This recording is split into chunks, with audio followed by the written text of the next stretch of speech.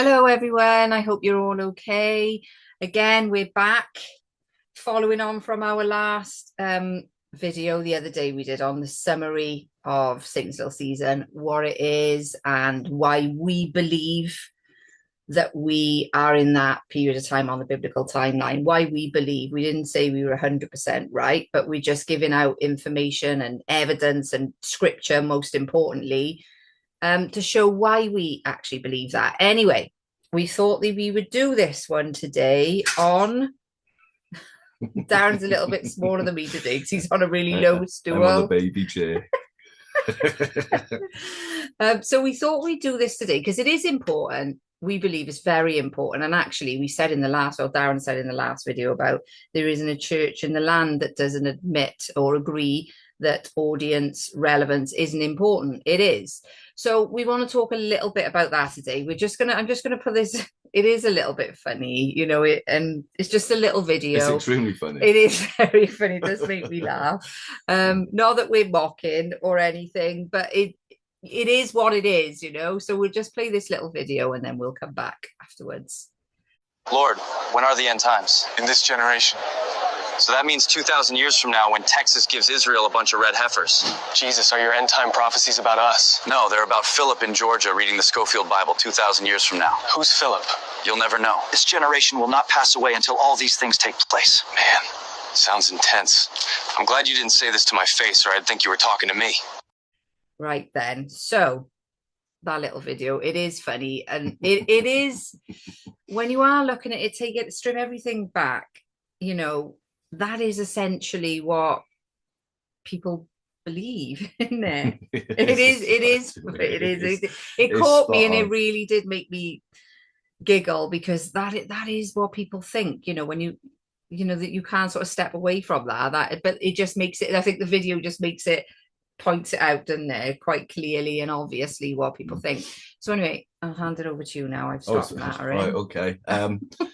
So on that note, and kind of answering again, not directly, but answering some of the backlash. I get a bit. Backlash, I think, is a bit strong a word, maybe, but you get what we're saying. Yeah. Disagreeing about who Jesus was talking to, I think, is the point. Yeah, is one. Who he was referring to. Was one of the points. So yeah, I've compiled so far, and it is a so far. I mean, much more than that. Oh, see, the camera's on reverse. I mean, I've got pages. I've even printed it double side and done it on small text because the word on the street is to us that we just choosing a couple of isolated, cherry-picking isolated verses. And I challenge you, funnily enough, if you read the New Testament without the futurist lens on, there's a sense of urgency throughout the whole book. I doubt if there's a page in the whole New Testament which doesn't have this kind of context. And before you jump into that, sorry to interrupt you. Before you jump into that, because people go in, because we believe we've been deceived a long time, and the futurist theory is very common. When people are reading it, they read it as if they already know 100% that Jesus hasn't returned. So that's when you have to kind of mix things up to make it fit. But like Darren said, if you can read the New Testament with, just forget that, even if it's right, just forget that for a minute. Read it like it's the first time you've ever read it. Like you didn't know that Jesus hadn't come back or whatever, and just read it without that futurist lens on, and it makes so much sense. Yeah, and I am just going to cherry pick through. I'm not going to cherry pick. I'm just going to randomly go through and the ones, because you can't read all that, be too long. I mean, we'll be here forever, and you'd be bored, and you'd fall asleep, and you'd never watch a video again of ours. So, first of all, because I've got them in order of book from the New Testament, I'll just read some of what Jesus said. The kingdom of heaven is at hand. The kingdom of heaven is at hand. You shall not finish going through the cities of Israel until the Son of Man comes. The age about to come. The Son of Man is about to come in the glory of his Father. There are some standing here who shall not taste death until they see the Son of Man in his kingdom. That's an important one. When he's telling the parable of the vineyard, and he's talking the parable of the vineyard, and then when the chief priests and the Pharisees heard his parable, they understood that he was speaking about them. So we're not conflating this and pretending that he's speaking about them. It actually says that in the Bible. This generation shall not pass till all these things take place. And from now on, you, speaking to Caiaphas, the chief priests, the scribes, the elders, and the whole Sanhedrin, shall see the Son of Man sitting on the right hand of power and coming in the clouds of heaven. The kingdom of God is at hand. This generation shall not pass away until all these things take place. The kingdom of God has come near. And so, right, so I'm skipping away from Jesus now. We'll move into some of the prophets. So that was Jesus, by the way. That's his red letter words. These are red letter words. And I didn't speaking to people there. I've just skipped through them. I didn't read them all. I'm not going to read them all, like I say. So we'll take actually, this is still Jesus, but it's the Gospel of John. And Jesus is talking to Peter about John. And he says, if I want him to remain until I come, what is that to you? Speaking to Peter about John. And ironically enough, John is thought to have been the longest surviving of the apostles. He lived until about 100 AD, so they say. So Jesus was spot on there. Wouldn't it? Yeah. That's what he was actually. In 1 Corinthians 7:29, the time is short. They that have wives be as though they have none. Now, he's not meaning go out and be adulterous and hedonistic. What he's saying is there are more important things to concentrate on, like the impending end of times. Now, these things were written for our instruction upon the end of the ages has come. In these last days hath spoken to us in his Son. Now, once at the consummation of the ages, he has been manifested to put away sin, as you see the day draw near. See, all of these terms, draw near, at hand, come quickly, you can't lump those in the same thing as meaning. You just can't do that. Like, you can go and have a look at the definition of those things. It's an urgency, but it's imminent. Yeah. It was going to happen then. And don't forget, he was talking to. So when he was saying this generation, there were people in front of him. Yeah. He wasn't just, if somebody was talking, if your pastor was talking to you and you were at, you were at the congregation and he said, he wasn't, he's just said, oh, this generation in this, you wouldn't even for 1 minute think, oh, he's not talking to me. Just like that video that, that we just played, that's intense. If you hadn't have said it to my face, I would have thought you were talking to me. He was talking to people. They asked him questions and he answered in that way. And once you get out of the Gospels and the book of Acts, the rest of it is nearly all letters. And those letters were written, well, it's not just Paul's letters, but them letters were written from someone to someone.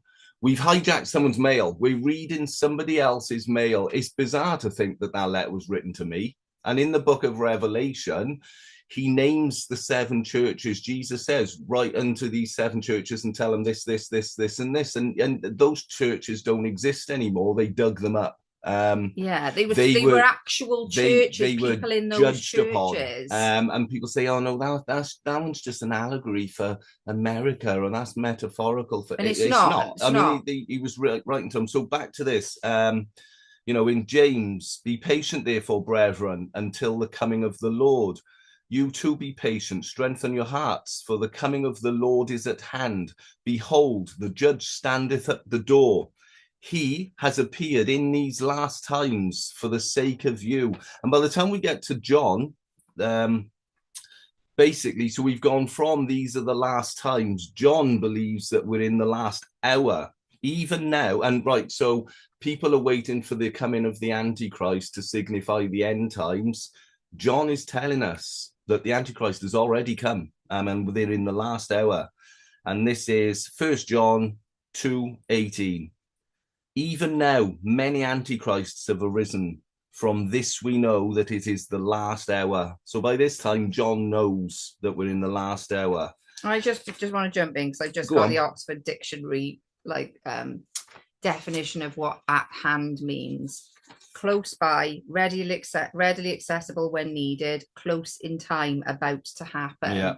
It doesn't mean No. 2,000 years in the future, and you can skip around it and do what, use mental gymnastics to try and make that fit. But he's talking to them, those people right there in front of him, to their faces, and telling them that some of them, in fact, some of them will not have died. They will see him. Some of them will still be here, and they did. And those that pierced him.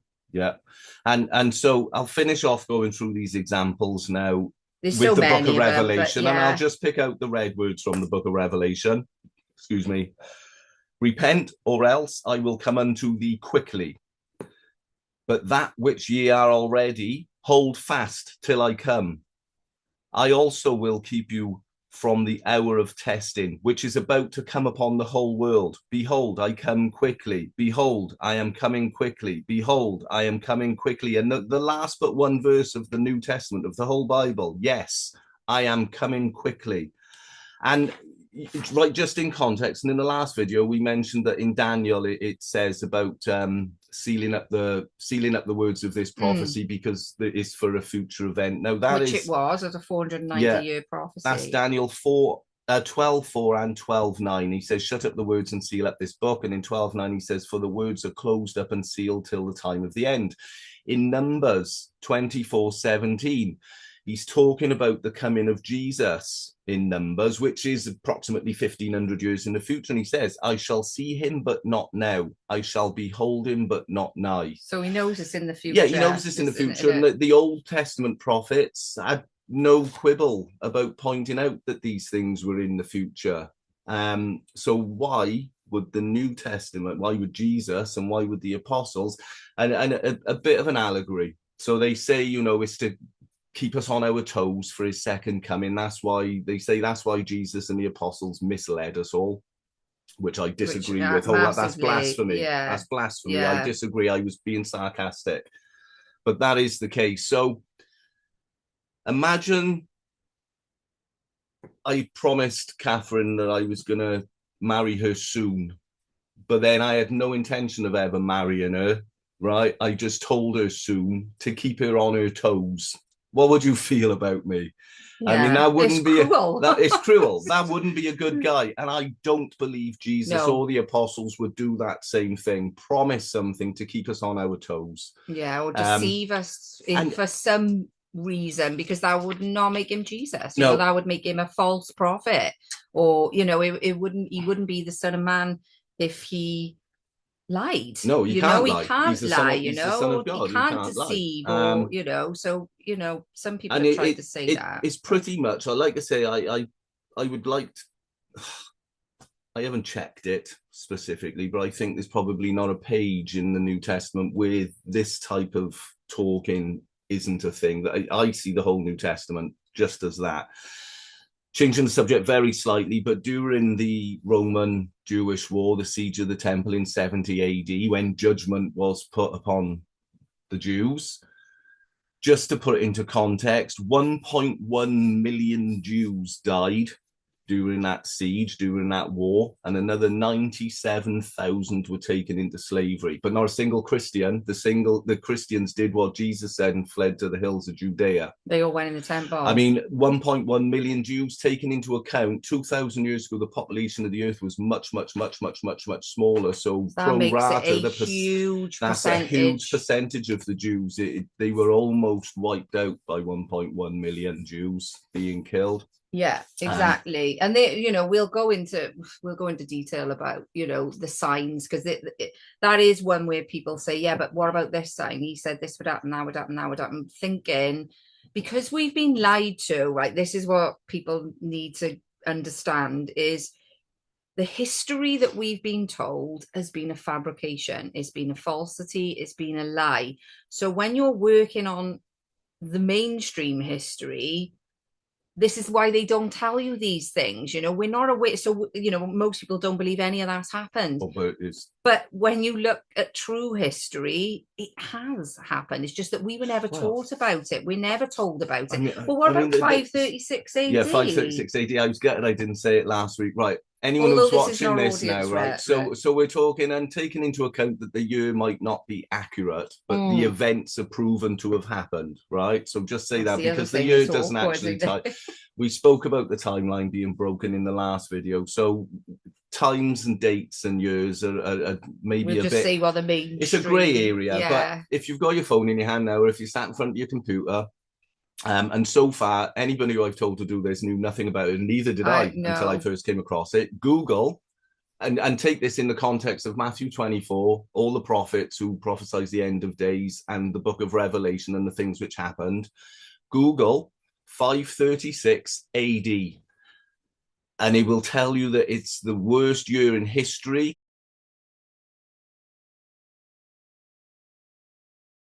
Man almost everything went extinct. 90% of the population died. The sun didn't shine for a year and a half. It was recorded in historical documents from China to Ireland.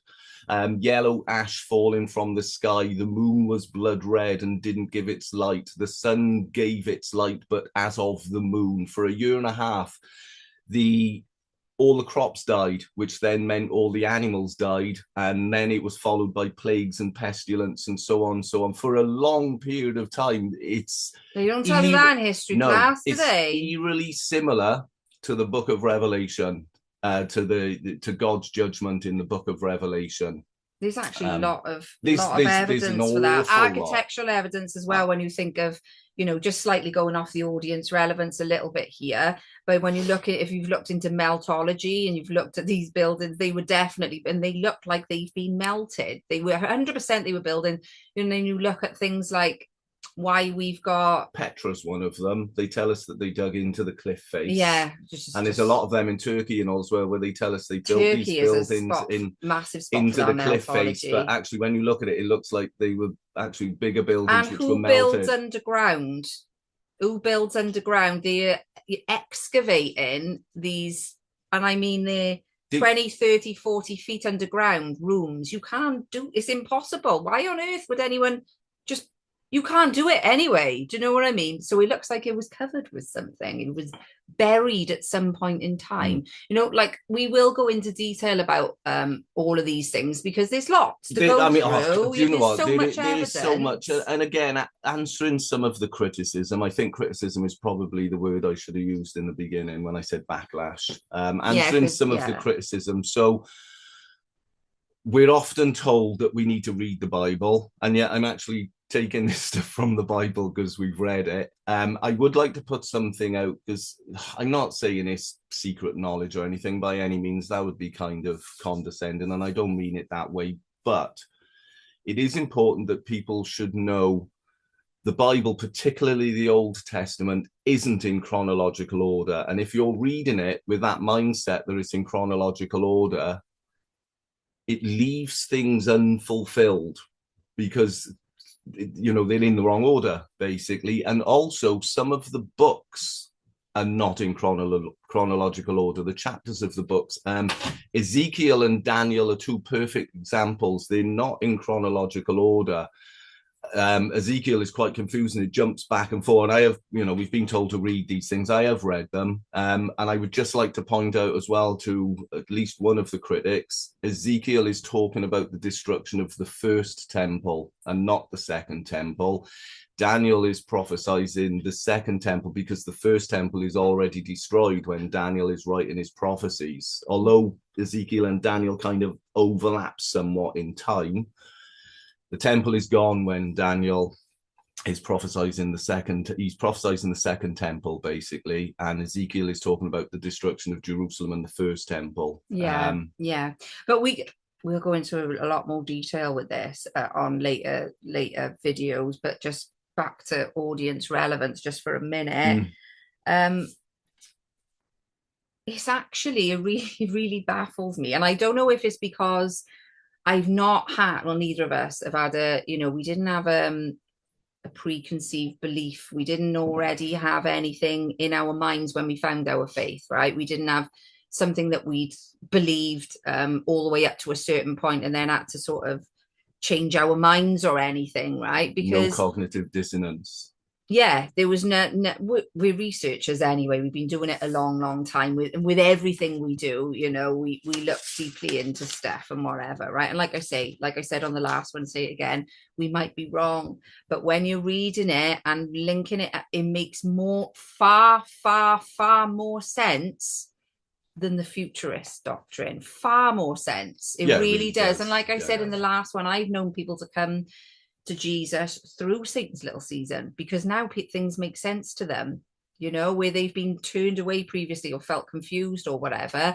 And now we're like, what, that makes sense, because I do want to talk about, I know this was about audience relevance, right? But I do want to touch on, the Satan's little season part of it as well, right? Being conspiracy theorists, I do this, right? Just because I know the term conspiracy theorist is just wrong anyway, right? But you know what we're talking about when we say that. We knew all the bad, like lots of other people, right? And many people who know me anyway, know us, know that we've been exposing the corruption and the evil for a long time. There are lots of people out there who know full well the music industry, right? We're seeing it now in Epstein, but Epstein is just scratching the surface. And I mean, it's just scratching the surface. As horrendous as it is, it's a little part of a much more evil, sinister picture, right? And I'm not even going to say the things that go on, right? But we know education is corrupt, the judiciary is corrupt. Wars are always by the same people. They're by the bankers. They fund both sides of each they fund group of bankers. Yeah, specific group. Some of you will know that we're talking about when we say that without saying who they are. The medical industry, they even got the serpent of the food industry, right? Everything is the weather manipulation, right? Everything is corrupted, but it's corrupted to a point. It's not just like a little bit of corruption. It's so entwined in everything, absolutely everything. But there's so much evil going on, and a lot of you know the work I do anyway, right? On the darker side, which I will just on your subject, people will admit that Satan is ruling the world, and this is Satan's world and the devil's world and this and that and all. But when you say, yeah, that's because we're in Satan's little season, that can be. Yeah, I mean, we know that God's in control, but it's biblical that Satan was allowed to be set free to deceive one last time, right? If this isn't it, do you know what I mean? Like, and most people only know the surface. Some people don't even know anything at all. They're completely oblivious, and I think it's willful ignorance at this point. I got to be honest, right? But many of us have dug down into those deep holes, right? And it's not that they're not happening; they really are happening. There's a whole other world out there which people are too scared to look into, and I don't blame them, because it's absolutely horrific. It's horrific. I posted a meme earlier, and I'm just going to read out to you what it says on there. And again, this is only scratching the surface, right? I know a lot of people don't want to believe it, but it's a fact, right? So I just want to watch now. We won't find it. Just got it right. If you think the Epstein files are bad, wait until you hear about the Red Shoe Club. Oh, yeah. Right, I won't even say what it is. You go and have a look. Wait until you read the WikiLeaks documents. Wait until you see Hunter Biden's laptop. Wait until you see Anthony Weiner's laptop. Wait until you learn to learn about the world beneath us. Underground tunnels exist till this day, used for satanic rituals, human trafficking by the elite, and even members of the White House. Wait until you hear about human hunting parties. Wait until you learn about the Vanderbilt family. Wait until you learn about spirit cooking. Wait until you learn about Tony and John Podesta. And from a biblical standpoint, spirit cooking, Satanism, the music industry is very clear on it, right? You've got Miley Cyrus, likes of her, at Sam Smith, all of these people, and people are going, why are they, when they started, Sam Smith was, he had his suit on, he was quite respectable. The same with Miley Cyrus, she was all getting all the little girls, innocent young girls. And then the next thing you know, she stood on stage with a dildo with her boobs out, and she's acting like a baby, but sexualizing her. She's not in control of that. She's not in control of that. The music industry is completely satanic. And if you can't see that now, I really don't know what to say. They don't even cover it up. They don't cover it up. They really don't. Right. And that's the entertainment industry, all of it. Is Wicca. So who's running that? Who's in control of these people? Who do they sell their souls to? Satan. So when people say it's a satanic world, and they say it off the cut, and I used to do this before I found my faith. I mean, I was looking into the entertainment industry. The work that I do was so dark. I knew, in fact, it was why I found my faith is because I was doing just to go off a little bit here, but I was doing a lot of research, and I did this up there, the Franklin cover up, and I looked into that satanic ritual abuse, right? And that was about a place in Omaha, and they had underground tunnels, and they were abusing. It was under schools, under nursery schools or kindergarten as they're called there, and they were taking these children underneath, and they were sexually abusing them. Right now, this was massively covered up because it goes all the way to the top. When you're in that club, it doesn't matter if you're the chief exec of a bank or the janitor, they stay silent and they look after themselves, right? And you're all starting to see all of these rings and things and whatever. This is pure evil. Pure. I won't even say what they do, right? Because it'll just destroy some people anyway, and I can understand why they stay away from it. But the point is this: who is pulling those strings of these people? Why do they never get prosecuted? Why do they never get investigated? Exactly. Because he runs right to the top. Same as Epstein now. Why are they never getting investigated? Exactly. Like Epstein is just a drop in the butt. It's just a drop in the ocean. As horrible as it is, but it's just a drop in the ocean. There's far more. It goes on in our towns. It goes on locally at a local level. It's not just them at the top. So when we say Satan's running amok, he's running amok. We know what's going on in the schools, right? That's my job. You know what I mean? They're taking these children's little minds and they're twisting them up. And what does it say in Matthew about? I can't remember which. Anyone who I can't remember which verse it is. And drown him at sea. Right? These are God's children, and they're being destroyed. And Satan is doing his deceiving and using these people to do it for him, to do his bidding for him. And I think that's so obvious right now. So I am sorry, gone off a bit of a tangent there, but the point was how evil it is and how people do say it. They say, oh, they know because they post stuff. But when you say, yeah, that's because, we're in, from a biblical point of view anyway, that's because we're in Satan's little season, because they've had a different lens on, it freaks them out.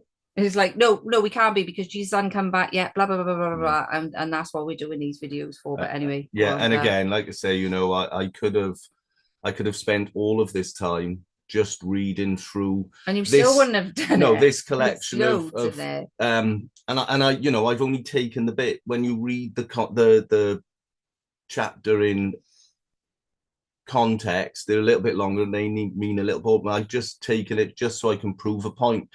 And even so we've got the 60, I've taken from the 66 books of the canon, or at least the New Testament anyway. But even, and again, I might be criticized for this, but the Book of Enoch, and I know there's probably a lot of people who are watching Catherine's videos will understand what the Book of Enoch is and will have read it, and, the giants and the Nephilim and the flat earth and all of this stuff. So it's not quite a shock to you, the Book of Enoch. But Enoch 1:1, the very, very first verse of Enoch, the words of the blessing of Enoch, wherewith he blessed the elect and the righteous, who will be living in the days of tribulation, when all the wicked and godless are to be removed. So there's that's twofold to me. Number one is that the blessed and the elect and the righteous will be living through the days of tribulation. So, that is they'll suffer tribulation, which is coming soon, and that kind of eliminates them being raptured, because it says the opposite in there. It's the blessed and the elect and the righteous who will be living through tribulation, and the wicked and the godless will be removed. So even when you look at the apocryphal books and some of the pseudepigraphal books as well, they all, not all, a lot of them point to this. An interesting one, if you do want to read it, is the Book of Esdras, 1 and 2 Esdras. 2 Esdras more particularly, that seems to be pointing to the millennium reign. So yeah, there's a lot out there. There is a lot out there. And we'll go into, just lastly as well, it might not be audience relevance, but John was writing Book of Revelation when he was in Patmos, wasn't he? And Yeah. he had to write, because some people will say, Yeah. well, why wasn't it written, why wasn't it written down at the millennial reign and whatever? Why wasn't, or Satan's little season, why wasn't it written down? Why well, he had to be careful because he was writing that. He could have, they were intercepting his mail. There's no way that he was allowed to send mail without the Romans looking at it first. So he had to kind of write it in code. Yeah, and and just to expand on that, he couldn't have just openly in a letter said, look, the Antichrist is Nero, because he was under Nero. He would have met a timely death, I reckon. But what he did do, the audience, again, so we're sticking with audience relevance, the audience that he wrote Revelation to, which isn't us, they would have, without a doubt, been familiar with the Old Testament. So they would have been familiar with the prophecies of Ezekiel and Daniel, to mention those two again. Hence the similarities. So when he's talking about the four-headed beast and whatever else and all, they would have known exactly what he was on about. It would have made sense to them because of Daniel. And they would have known it well. And they would have known it as well. There are various eating the book and so on. He gave him a book and he ate it and whatever. These are throwbacks to Ezekiel. There are many similarities between Ezekiel and Daniel and other places in the Bible as well. But the average Roman soldier who had never picked up an Old Testament in his life wouldn't know. It would have been, what's this mumbo jumbo? Yeah. Let it through. Yeah. But the people who he wrote it to, in the same way that we don't know what it means, we're still arguing over it now because we're trying to make it relevant to me and Catherine. Yeah. Which doesn't really, if they were going to go through tribulation, Jesus' apostles, the ones that were most closest to him, why do we think that we're not going to, it's Can I just finish with, I'm assuming we're finishing soon. Can I just finish with an interesting fact? Say fact. This is a fact in my mind. I might be wrong. So we'll look at Revelation 12, and taking into account the book of Revelation, Jesus actually says to John, write down the things which you have seen past, which are present, and which will come to pass, future. The book of Revelation isn't all prophetic. It's past, present, and future, according to Jesus's words. So in Revelation 12, and there appeared a great wonder in heaven, a woman clothed with the sun and the moon under her feet, and upon her head a crown of 12 stars, blah, blah, blah, blah, blah. And she brought forth a man-child who was to rule the nations with a rod of iron, and her child was caught up unto God and to his throne. And a lot of people put that to September the 20th, 2017, whatever, because it relates to an astrological sign in the stars, which the Jews would have understood quite clearly. Now, that has happened 4 times, I believe, in the last century. But ironically enough, and I refer to the bit, and they brought forth a man-child who was to rule the nations with a rod of iron, and her child was caught up unto God. I believe that's describing the nativity. And this exact sign in the sky happened for roughly an hour and a half between 6:15 and 7:45 on September the 11th, 3 BC, which to me, September 11th is obviously a significant date, and so many scholars and theologians and experts put Jesus's birthday in September. We know it's not December, but they put it in September. That astrological sign occurred for an hour and a half on the 3rd, on September the 11th, 3 BC, Jesus's birthday, in my opinion. Which would make sense why Satan wants to do really terrible things. There are lots of rituals done on September the 11th, and the obvious and it's being significant. The obvious. They don't just do it on a whim. Like, it's not like, oh, we'll choose this date. No. The date is always significant for the Satanists and the Luciferians and whatever else, right? So we'll do next one. I don't know what we'll do. Maybe we'll do the signs, or maybe we'll do when we believe Satan's little season started. Maybe go into a little bit of Freemasonry. We can go through some of the signs. I mean, it depends on what the comments might. We'll see if spur us into doing something in particular. But I mean, we'll see how it goes. We've been on this now for over a year.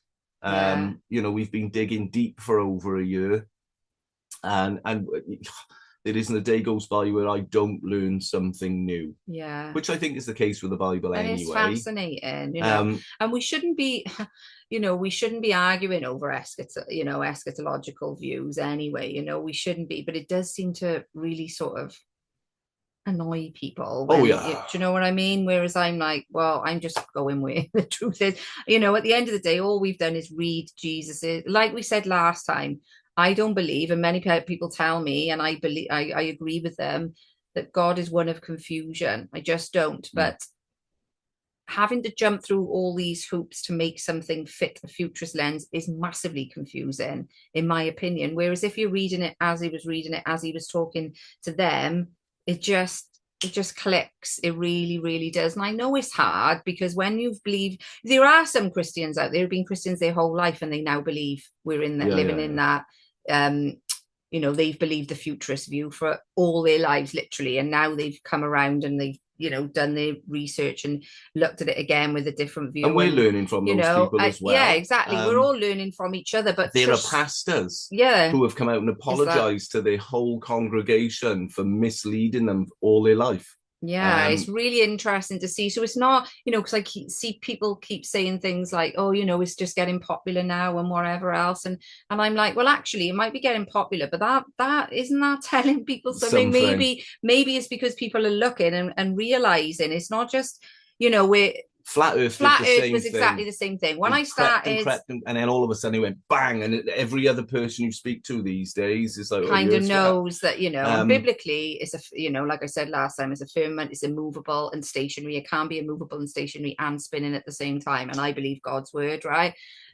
So a lot of people actually a lot of people did come to Christ through knowing the earth was flat, and a lot of people have come to Christ now through this, because they see what appears to be, it answers the why, right? Because there's always all this stuff going on, and you know, I used to say, well, it's for power and control, which it is, but is a much bigger that's reason a bit of a blander answer. It is, but I didn't know the answer. That was the only answer I knew. But now, why is it? Because we're in Satan's little season.